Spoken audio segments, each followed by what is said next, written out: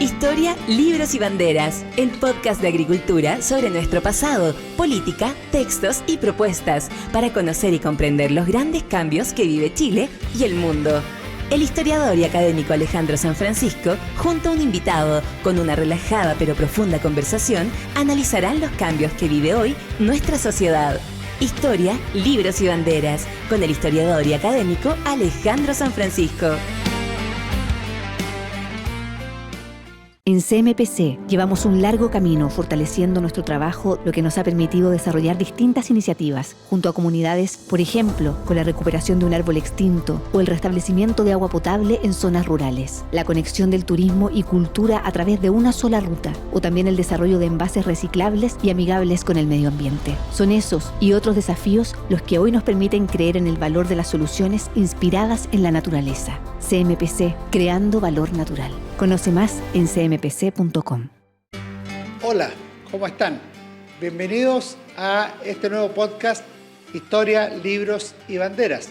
Soy Alejandro San Francisco y tengo la alegría de tener como invitado en esta ocasión a Sergio Muñoz Riveros, que estudió literatura en Ámsterdam, luego realizó estudios de posgrado en Madrid, pero en realidad es un politólogo, es un pensador, es una persona que participa habitualmente del debate público y que yo valoro particularmente porque da argumentos racionales y lo hace con amistad cívica, buscando encontrar la verdad que hay en los otros y también exponiendo ciertamente sus puntos de vista, sus posiciones. Y lo hemos invitado hoy por la publicación de su libro Estado de alerta entre el miedo y la esperanza, publicado por Ediciones El Líbero el 2021, un libro relativamente breve, de unas 175 páginas, muy interesante y que además se lee rápido porque está muy bien escrito, que son dos libros en uno, pero eso se lo vamos a preguntar a él. Muchas gracias, Sergio. ¿Cómo estás? Muy bienvenido. Muchas gracias por la invitación, Alejandro. Es un verdadero gusto estar aquí. Lo primero que te quería comentar, Sergio, es ¿cómo nace este libro? Que, como yo decía, son dos libros en uno, en realidad. Sí, tal vez haya que explicar a los que están siguiendo el programa. Son dos partes muy diferenciadas. La primera se llama Ardua Libertad y es una nueva versión de un texto de hace algunos años, 20 años atrás, que está concentrado en explicar por qué me hice comunista y por qué dejé de serlo, se podría decir de ese modo. Esto está, por cierto, insertado en la época que me tocó vivir, la crisis del movimiento comunista, de la Unión Soviética, el derrumbe de la Unión Soviética. Y en el caso chileno, una experiencia que fue, por así decirlo, el foco de las tormentas de conciencia, que es la experiencia de la Unidad Popular, del gobierno del presidente Allende. Hay un espacio amplio en esa primera parte. Y la segunda parte está dedicada al Chile de hoy, a las consecuencias de la revuelta del 18 de octubre de 2019 y todo lo que dejó. Todavía no termina eso. El camino. Todavía no termina, claro, está en desarrollo. Efectivamente. ¿Cuál fue la motivación? En realidad la motivación fue el 18 de octubre. A mí no olvidaré, como tanta gente, esa noche del 18 de octubre del 2019. Me trajo malos recuerdos, me hizo pensar en la posibilidad de que nuestro país se extraviara, se descarrilara, esa violencia desatada, esa ola de destrucción, de pillaje que no habíamos visto en Chile. Me hizo pensar desde luego que eso no era casual, no era espontáneo, no era un estallido social. Yo creo que no fue social, sino más bien político, y que hubo coordinación, planificación. Bueno, eso y lo que vino en los días siguientes, ¿verdad?, me hizo pensar en la historia de nuestro país y en mi propia experiencia.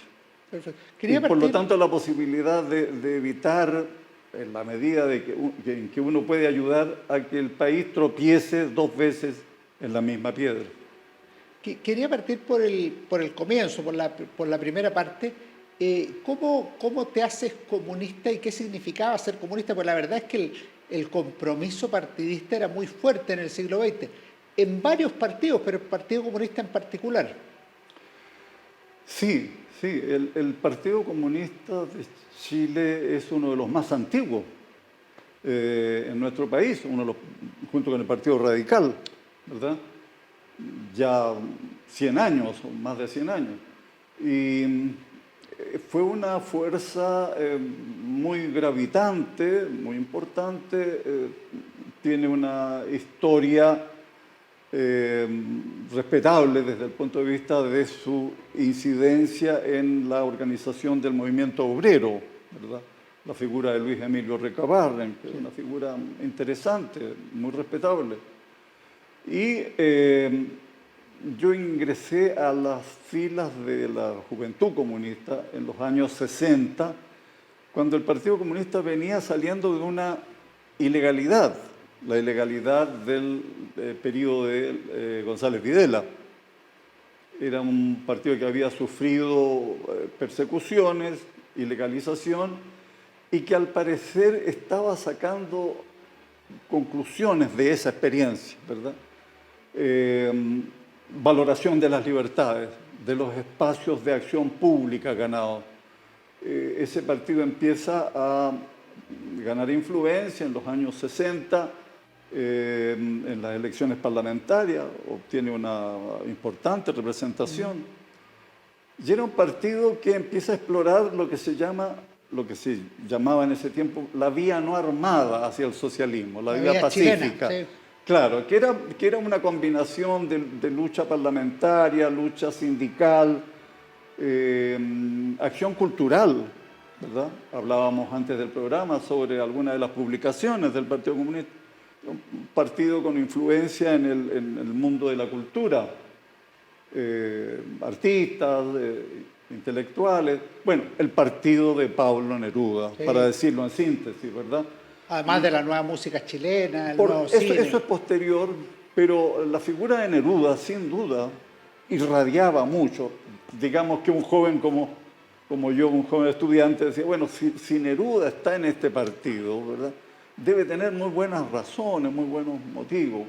Bueno, es la época, además en que el rol de la Unión Soviética y los países del llamado campo socialista crecen en la arena internacional y se produce esta fascinación, ¿verdad? La fascinación de que ese camino, ¿verdad?, conducía hacia la verdadera justicia social, la sociedad sin clases. En el libro yo relato esto de que el ingreso a la juventud comunista era una especie de bautismo. Sí, era un hito. Claro, y ahí está muy concentrada esta idea del compromiso fuerte. ¿Había algo de religioso en eso? Sin duda, sin duda. El comunismo tiene un componente religioso muy fuerte, lo tuvo en aquel tiempo. Y bueno, participé de eso y eso condicionó mi vida y pudo significar también mi muerte. También condicionó un acontecimiento histórico que me llamó la atención. Tú estuviste el 4 de septiembre de 1970 en la FECH. Así es. Y el presidente de la FECH era comunista, Alejandro Rojas. Así es. Y el presidente, o no presidente todavía, el candidato Salvador Allende, que había obtenido la primera mayoría relativa, decide hablar desde los balcones de la FECH. Cuéntanos cómo fue esa experiencia. Está relatado en el libro, es interesante. Efectivamente, yo era dirigente de la Federación de Estudiantes de la Universidad de Chile. Habíamos ganado las fuerzas de la Unidad Popular, recién constituida. La Unidad Popular se constituye el año 69. Y la primera victoria de ese nuevo bloque de la izquierda es la FECH, la elección de la FECH. Y ahí es elegido Alejandro Rojas, estudiante de odontología, queridísimo amigo, falleció hace 2 años en Canadá, me parece. En Canadá. Gran amigo, lo recuerdo con mucho cariño.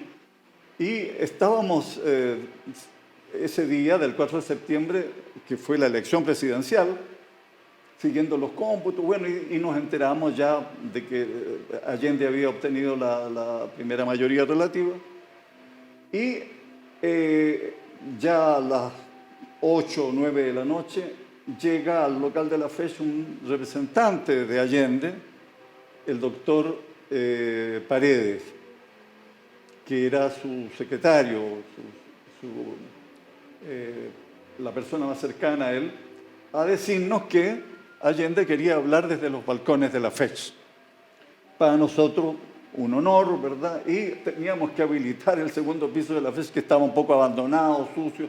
Bueno, nos arreglamos, instalamos un sistema de parlante y llegó Allende luego, estuvimos con él esa noche, y al lado suyo, cuando habló a la gente congregada, que fueron unos cuantos miles, para que todos entiendan, la FECH en ese tiempo tenía como local una casona antigua de 2 pisos que estaba frente a la Biblioteca Nacional, ¿ya? Una vieja casona.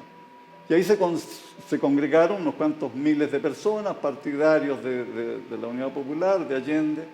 Era la 4ª candidatura de Salvador Allende. Sí, por 52, 58 y 64 antes. Claro, claro. Y ese triunfo fue muy apreciado por la gente modesta, la gente humilde, que tenía gran ilusión, gran esperanza de que ese camino, ¿verdad?, era el camino de la dignidad, de una mejor vida, del reconocimiento de derechos. Eso es muy intenso, es muy fuerte. Eso explica el crecimiento de aquella izquierda y también las frustraciones posteriores.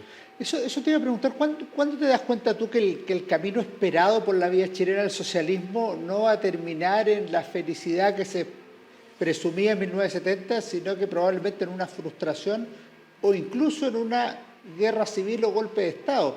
Tú por ahí hablas del ultraizquierdismo como uno de los factores dominantes de esa crisis. Bueno, un elemento interesante que está reseñado también en el libro es que el Partido Comunista de aquel tiempo era un partido moderado, muy realista, que valoraba los avances parciales en la lucha sindical, ¿verdad?, en la lucha política, que no dudó, esto lo he recordado más de una vez, que no dudó en condenar el acuartelamiento del regimiento Tacna, una especie de intento golpista, ¿verdad?, el año 69. Esto creó mucha conmoción en su momento. Gobernaba el presidente Frei Montalva, se acuartela el general Roberto Bió en el regimiento Tacna, uno de los regimientos importantes del ejército en la ciudad de Santiago, y se crea una situación muy complicada. El Partido Comunista salió a condenar el levantamiento, a diferencia del socialista, por ejemplo, y apoyar al presidente Frei Montalva. Fíjate, ese era el tipo. Bueno, y el PC de aquellos años enfrenta muy duramente el ultraizquierdismo, ¿ya? Esta posición de ir más lejos, ¿verdad?, una posición de ruptura, de despreciar las libertades de lo que se llamaba la democracia burguesa, y eso estaba representado sobre todo por el MIR, el Movimiento de Izquierda Revolucionaria, que se crea a instancias de la Revolución Cubana, del Partido Comunista Cubano. Sus símbolos incluso tenían los colores rojo y negro del Movimiento 26 de Julio de Cuba, y también un sector importante del Partido Socialista expresaba esta línea, ¿verdad? Se recuerda la figura de Carlos Altamirano, ya fallecido, ¿verdad?, que es un poco el representante de esta línea ultra, y que crea muchos problemas, y que ese es el Partido Socialista que entra a la moneda. Había que esperar problemas, ¿verdad?, en el gobierno. Mira, hay una cosa, Alejandro, y es que el Partido Comunista de los años de la Unidad Popular vivió a contrapelo la experiencia del gobierno del presidente Allende. Me consta porque yo era parte de las discusiones internas que había, desde luego, mucho recelo de esta línea con la que parte el gobierno de Allende de expropiación de industrias. La industria textil, una de las primeras, ¿verdad?, que cae en manos del Estado, ¿verdad? Allí el ministro de Economía, Pedro Vukovich, del Partido Socialista, ¿verdad?, lleva adelante esta política. Y eso genera ya una dinámica, ¿verdad?, muy corrosiva y que genera enorme desconfianza entre los empresarios, ¿verdad?, por supuesto, lo que se veía venir, ¿verdad? Bueno, era el programa de la Unidad Popular. Pero el PC tenía muchas reservas, se daba cuenta de que eso no iba bien, que no iba bien. Había aceptado el programa, lo había firmado, pero no iba bien. Era a tal punto que cuando se produce un cambio ministerial y entra un dirigente comunista muy respetable, Orlando Millas, que había sido diputado, se encarga de devolver muchas empresas tomadas, ¿verdad?, que era un poco el primer paso para la intervención con un delegado del Estado y después la estatización. Bueno, el ministro Millas, ministro de Hacienda, se encarga de devolver muchas industrias para evitar confusión, qué sé yo, y concentrar todo esto en las empresas estratégicas. Eso le valió duros ataques al ministro Millas de parte de la ultraizquierda, del MIR, también del Partido Socialista. Habían algunos que se la tenían jurada por su debate con Fidel Castro en algún minuto. Además, claro, no fue un debate, fue después de un discurso de Fidel Castro, Orlando Millas cometió la imprudencia de discrepar de Fidel Castro en La Habana.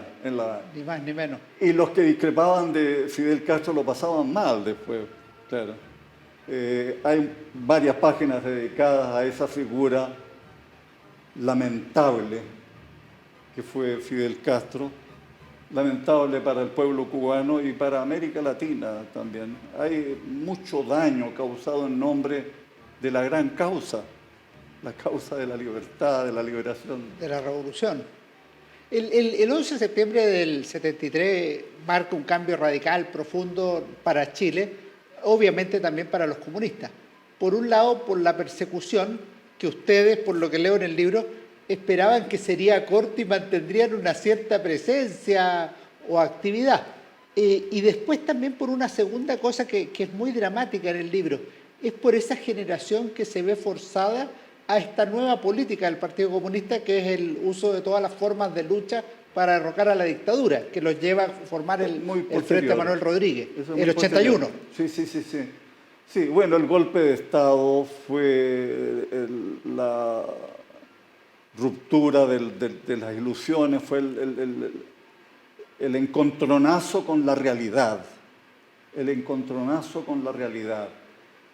Toda esta idea de que se avanzaba hacia el socialismo, ¿verdad? Y el socialismo aquel era tributario de la matriz soviética, el socialismo era la captura de los medios de producción, ¿verdad?, de la economía, ¿verdad?, para reformar la sociedad de una manera que solo podía uno pensar que tenía que parecerse al modelo soviético, o a la experiencia en Checoslovaquia, o en Polonia, o en Cuba, que era la experiencia más cercana.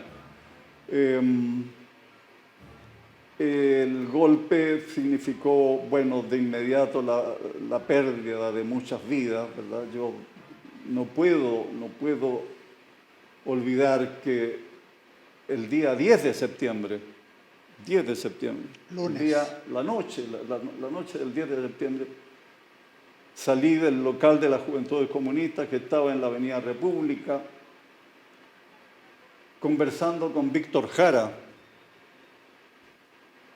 Y Víctor Jara me dice, y con una cara de gran preocupación, como viendo venir lo que se iba a producir. ¿qué crees tú que va a pasar? ¿Qué crees tú que viene? Y yo, con los pocos elementos que teníamos, yo le dije, esto está demasiado mal, se ve muy mal. Hay que proteger la organización, bueno, y esperemos que no se produzca lo peor, que era pura expresión de deseo. Al día siguiente se produjo lo peor. Bueno, Víctor Jara fue a la Universidad Técnica, la actual USACH, ¿verdad? Allí fue detenido al día siguiente, ¿verdad? Y sabemos lo que pasó con él, fue llevado al Estadio Chile y luego asesinado de la manera vil, de la cual ya se conocen los detalles incluso. No he olvidado esa conversación. Lo que vino después es una vida a salto de mata, porque yo fui dirigente clandestino de las Juventudes Comunistas, vivíamos a salto de mata, precariamente, consiguiéndonos casas donde reunirnos. El PC y la Juventud Comunista en esa primera etapa intenta reagruparse, reorganizar las fuerzas y pensando que la dictadura podía no ser tan larga, es cierto. Lo que pensaba la democracia cristiana también. También, bueno, vimos todo lo que duró, Lo que tú mencionas viene mucho después, cuando yo me voy de las filas comunistas del año 86, que coincide con esto de la política de rebelión popular, la ilusión de que podía derrotarse a las Fuerzas Armadas en el plano de la fuerza, en el plano de las armas. Claro. Bueno, un costo altísimo tuvo eso. Muchos jóvenes militantes del comunista, militantes de la Juventud Comunista, que entregaron todo, digamos, por eso y lo pagaron con su vida. Es una historia muy triste. Eso significa que el Partido Comunista tuvo dos derrotas. La derrota del 73 y luego la derrota de 86-87, ya cuando se produce, bueno, Carrizal Bajo, ¿verdad? El ingreso de armas, la derrota del Frente Manuel Rodríguez. No era ese el camino.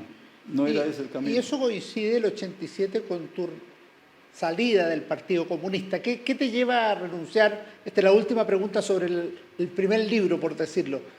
Sí, mira, claro, aquí falta el dato de que yo estuve en prisión 1 año y medio. Tuvimos harto tiempo para pensar en la prisión con otros amigos socialistas, miristas también. En Villa Grimaldi. El itinerario fue Villa Grimaldi, fui detenido en la calle yo, sin testigos, nada, pudo pasar cualquier cosa.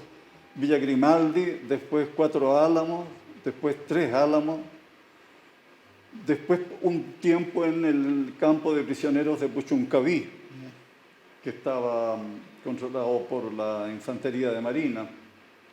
Luego volví a 3 Álamos y desde allí salí en libertad a fines del 76. Me detuvieron a mediados del 75, salí en libertad a fines del 76. Y tuve la suerte de partir al exilio a un país que fue muy importante para mí en muchos sentidos. Nació un hijo mío, estoy hablando de Holanda, los Países Bajos dicen ahora, como nombre oficial. Holanda, Ámsterdam. Viví en Ámsterdam junto a mi esposa. Partimos con un hijo que tenía 8 años y nació otro hijo allá. Así que te imaginarás lo importante que es ese país, hay un vínculo muy fuerte. Pude continuar mis estudios interrumpidos en la Universidad de Ámsterdam, trabajar después en otra universidad, la Universidad de Utrecht, en Holanda. Y digo que tuve la suerte porque Holanda era un país abierto al mundo.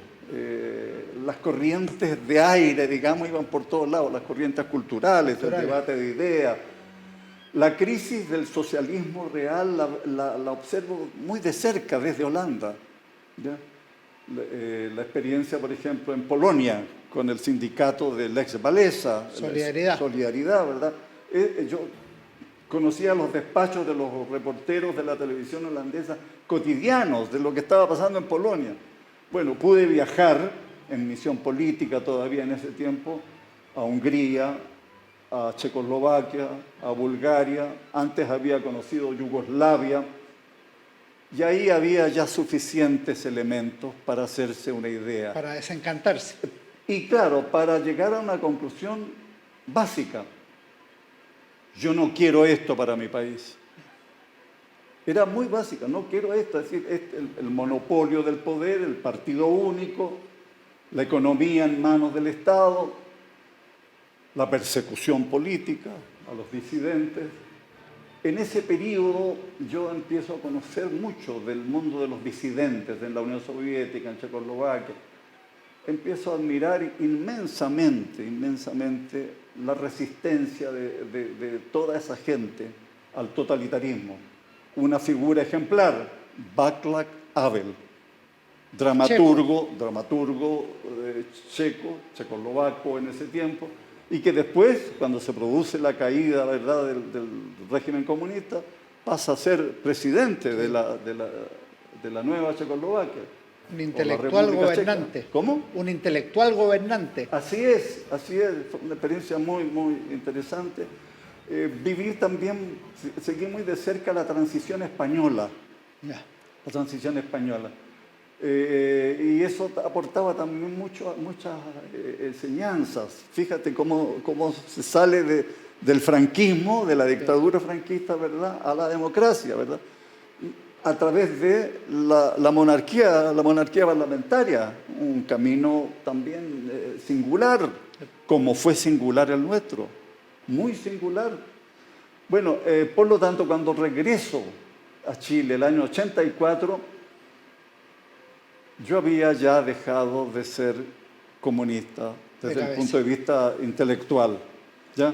Llego a reconocer filas acá por razones sobre todo afectivas, eran los camaradas desaparecidos, qué sé yo, pero bueno, eso hace crisis ya 2 años después, el año 86. Quiero ir ahora al 2019, la segunda parte del libro, que es lo que te motivó efectivamente a escribir esta obra, Estado de Alerta entre el miedo y la esperanza, de Sergio Muñoz Rivero, un libro muy recomendable, muy interesante.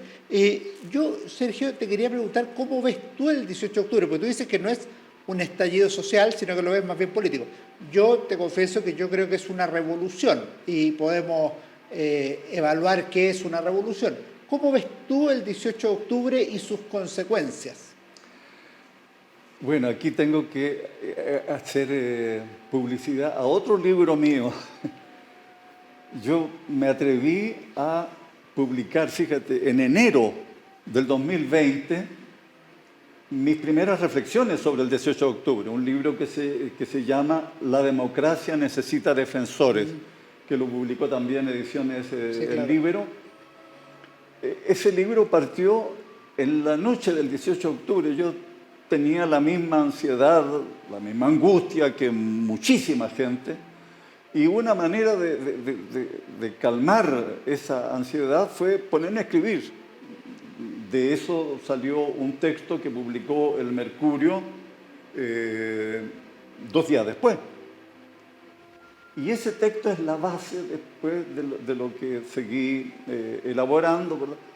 Mira, yo tuve mi primera impresión es que al ver en la noche del 18 de octubre todo lo que estaba pasando, sobre todo el ataque al metro, con ese nivel de barbarie que después vimos, los ataques a distintos edificios públicos, ¿verdad?, locales comerciales, bancos, todo lo que pasó. Uno, desde luego, no podía aceptar fácilmente que todo eso era espontáneo. ¿Y a partir de qué? Del alza del precio del metro, los 30 pesos. Los 30 pesos. Luego circuló, ¿verdad?, este lema: no son 30 pesos, son 30 años. Y ahí ya está el dato político fundamental. Son 30 años. Es decir, es la transición completa, el camino que había hecho Chile desde la dictadura, ¿verdad?, hasta nuestros días. Aquí había, por lo tanto, una motivación política fuerte. Luego quedó confirmado eso al día siguiente, el día 19 de octubre, el jefe del Partido Comunista, Guillermo Teillier, que era diputado entonces, pide la renuncia del presidente Piñera. Era como que si estuviera cumpliendo su parte él. Bueno, vimos todo lo que pasó enseguida. Yo creo, Alejandro, que sobre el 18 de octubre sabemos poco todavía, que hay una parte muy importante de la verdad que no conocemos, que tiene que ser investigado. Yo no puedo entender que hasta hoy, el Congreso Nacional no haya constituido una comisión investigadora del 18 de octubre. Estoy pensando en lo que ha ocurrido en Estados Unidos, ¿verdad? La investigación del Congreso norteamericano sobre el asalto al Capitolio. Puede haber intereses creados ahí. Fíjate, y acá todo lo que vimos amerita, ¿verdad?, una investigación. El Ministerio Público se supone que no puede conformarse con que esto pasó y ya, y listo, y aquí quedamos. No, tenemos derecho a saber todo lo que ocurrió. Y yo creo que, y lo he sostenido, que hubo además intromisión extranjera. Ahí lo pueden ver en el libro. Sergio, tengo una última pregunta breve de criterio, de perspectiva tuya, y luego te pregunto lo que le hago a todos los invitados. La pregunta breve es, en el epílogo tú hablas entre el miedo y la esperanza. ¿Tú cómo ves a Chile? ¿Con más miedo o con más esperanza? Con esperanza. Con esperanza. Y en los últimos meses, más esperanza todavía. Perfecto. Porque hemos tenido una secuencia, ¿verdad?, que responde al asedio populista a la democracia, que metió a Chile en un laberinto, ¿verdad? Se cometieron muchos errores, muchas torpezas, hubo mucha ceguera, pero revuelta, enseguida el llamado proceso constituyente, y ahora vamos hacia un plebiscito, ¿verdad?, en donde se supone que vamos a juzgar un texto, el texto de la convención, el proyecto ese de la convención, pero es bastante más que eso. En realidad tenemos conciencia, yo creo, de que se define también el rumbo del país. Yo tengo esperanza porque se ha producido una reacción en la sociedad chilena que estaba muy frenada por el miedo, el temor. Durante estos últimos 2 años y medio, mucha gente ha estado pendiente de la reacción de los violentos. Algo así como, hay que hacer esto para que no vuelvan los violentos a hacer lo que sabemos, ¿verdad? Como si los vándalos de Plaza Italia hubieran sido un grupo de estudios constitucionales, Alejandro. De repente hubo un profesor de la Universidad, Diego Portales, que hizo mención a las protestas constituyentes del 2019. O sea, estos muchachos que robaban, saqueaban y quemaban, estaban preocupados de la Constitución. En la práctica lo dijeron todos los partidos el 12 de noviembre. Mira tú. También. Entonces tengo mucha esperanza. Yo creo que el país tiene fortalezas institucionales, culturales. Hay una república bicentenaria que no se puede echar abajo así como así. Este intento de demoler todo lo que tenemos, que se expresó en la convención, bueno, fracasó. Se intentaba refundar Chile. Y lo que hemos visto es que Chile no se dejará refundar. Eso es muy importante. ¿Cómo no tener esperanza, Alejandro? Perfecto, Sergio. Te quería molestar con una última pregunta. ¿Qué recomendación de lectura tienes para mí, para los auditores del programa Historia, Libros y Banderas? Bueno, quiero recomendar dos libros. Hay uno de un historiador chileno al que respeto muchísimo, Joaquín Fermandois. Gran historia. Él es autor de un libro que se llama La democracia en Chile, que sería bueno que todos los estudiantes de historia lo leyeran. Yo se lo regalaría a todos los diputados y a todos los senadores. Sería bueno que lo leyeran. La democracia en Chile, la historia de nuestro desarrollo institucional, ¿ya? Es bueno tenerlo presente. De repente se cree que el país nació hace 2 años, 3 años. No, es un país que ya tiene historia, que ha construido una obra y que hay que tenerla en cuenta. El otro libro que quiero recomendar, lo tengo acá, es este. Se llama Políticamente Indeseable. Es de una diputada española, que entiendo que estuvo acá contigo, la tuvimos ¿verdad? invitada en el programa. Ella ha estado muy pendiente de Chile. Vino hace poco, claro, y estuvo en varios lugares, dio entrevistas, trajo un mensaje de aliento a quienes luchan por la libertad. Este libro resume su experiencia en el Partido Popular de España, las miserias de la política española, pero también ella hace un alegato en favor de ciertos valores que hay que sostener a pie firme.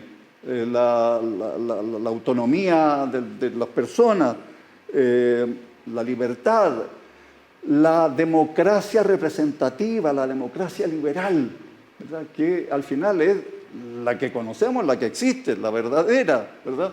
Si empezamos a poner apellidos ya se desnaturaliza. Recomiendo con mucho entusiasmo el libro de Cayetana Álvarez de Toledo, la diputada española que Perfecto. Nos ha visitado. Muchas gracias a Sergio Muñoz Rivero. Gracias a ustedes por acompañarnos nuevamente en Historia, Libros y Banderas. Nos vamos con 2 excelentes recomendaciones. Joaquín Fermandois, La democracia chilena, trayectoria de Sísifo, y Políticamente Indeseable, de Cayetana Álvarez de Toledo. Te deseamos lo mejor y ojalá tus esperanzas se vean validadas en la realidad chilena. Muchas gracias, Sergio. Muchas gracias, Alejandro, por la invitación. Muchas gracias. Un gusto y que estés muy bien. Nos vemos. Fue Historia, Libros y Banderas con Alejandro San Francisco.